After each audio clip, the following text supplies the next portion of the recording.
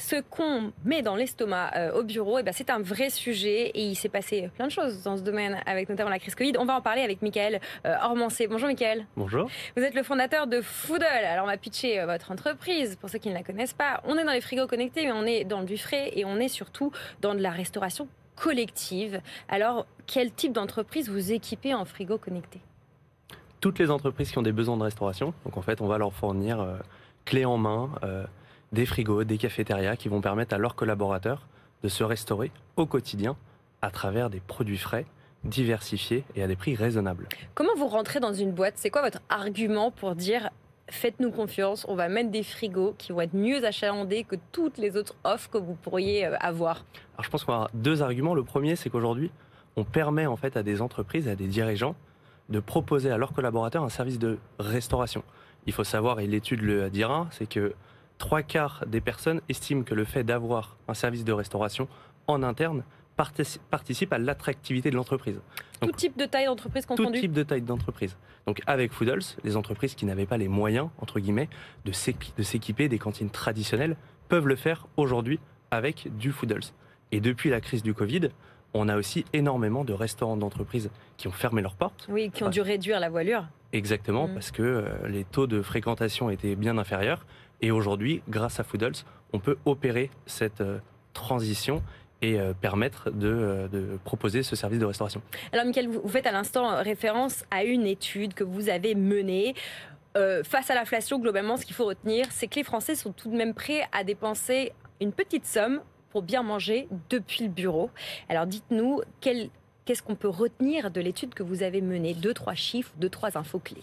Je pense que s'il y avait deux chiffres à retenir, c'est le premier en effet. Les Français aujourd'hui sont prêts à dépenser 8,20 € pour leur déjeuner. Ça, c'est le premier chiffre. Et le deuxième, 2/3 des Français pensent que le moment du déjeuner est lié au bien-être au travail. Mais alors, il est lié comment? Parce qu'on fait une pause, parce qu'on mange bien, parce qu'on socialise? Quels sont les aspects de ce bien-être? Je pense que c'est un peu tout, mais en effet, c'est un peu la parenthèse qu'on va s'offrir pendant sa journée de travail. Et c'est ce qui va surtout renforcer les liens entre les collaborateurs. On dit souvent que la cantine en entreprise, c'est une restauration sociale pour deux raisons.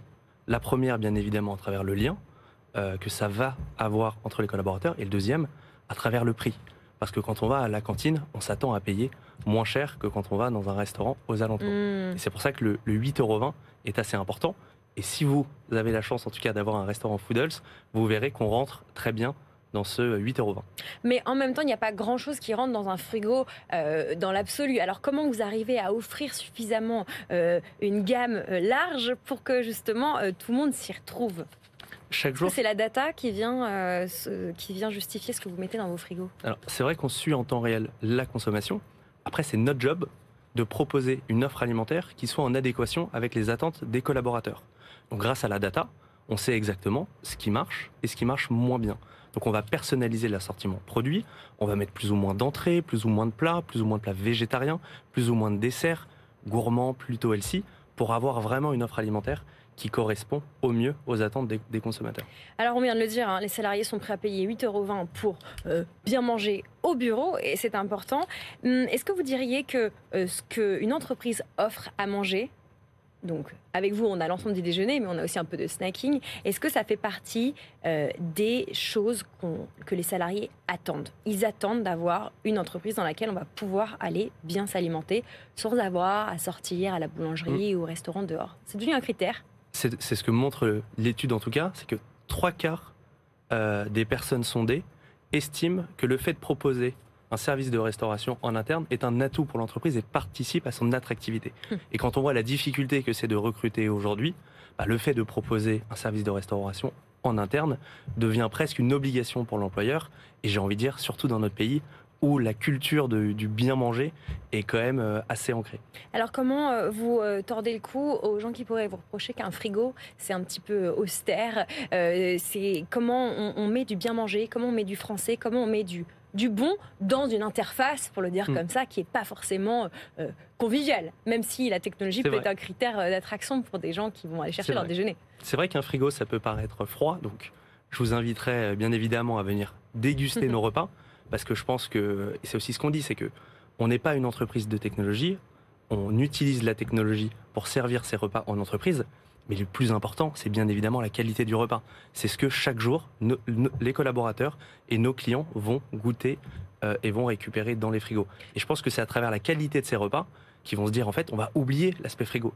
Si c'est bon, je suis dans mon entreprise, c'est bon, à des tarifs raisonnables, on répond à ce besoin-là. Pour ceux qui nous suivent à la télé ou en replay, vous voyez peut-être le back-office. On a vu quelques personnes qui sont aux manettes en train de préparer les repas. Parlez-nous des gens qu'on ne voit pas justement et qui sont incarnés par ce frigo. Qu'est-ce qu'on peut retenir des artisans ou des gens que vous faites travailler derrière? Il y a beaucoup de personnes en back-office et c'est vrai que c'est très important de les valoriser parce que c'est eux qui, au quotidien, participent au fait de vous faire bien manger au bureau. Donc on a bien évidemment les cuisinants, donc ceux qui vont fabriquer chaque jour les repas, donc à la fois des traiteurs partenaires de Foodles, mais aussi nos propres laboratoires de production. Et ensuite, on va avoir un hub opérationnel où là, on va recevoir l'intégralité des repas qui ont été produits, les dispatcher, et chaque jour aussi, c'est c'est nos livreurs qui vont aller réapprovisionner l'intégralité de nos clients. Voilà, l'alternative à la cantine collective. Foodle, merci beaucoup Mickaël Ormancé d'avoir été avec nous.